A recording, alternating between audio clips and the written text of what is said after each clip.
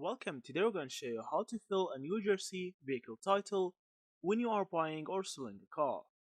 So the first thing that you need to actually do, is to write the buyer's name from here, and if there's a co-buyer's name, you need to also write it here. If there's no co-buyer, there's no need to write the co-buyer's name.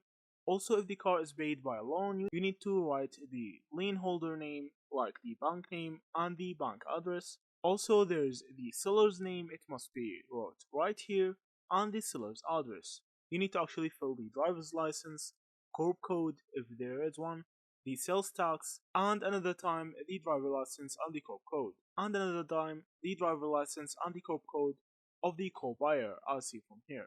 So from here, the seller's name must be written with handprint and the seller's signature.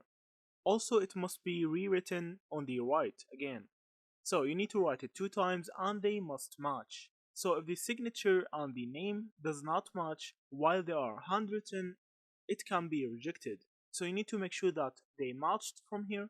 Also, you need to write everything about the date of sale, sale price, net sale, and the sales tax paid. After that, you need to do the same from the buyer's side as see from here. He must sign and write his name with his hand, and it must match. So that's actually how you fill the New Jersey title. Thank you for watching and see you in the next videos.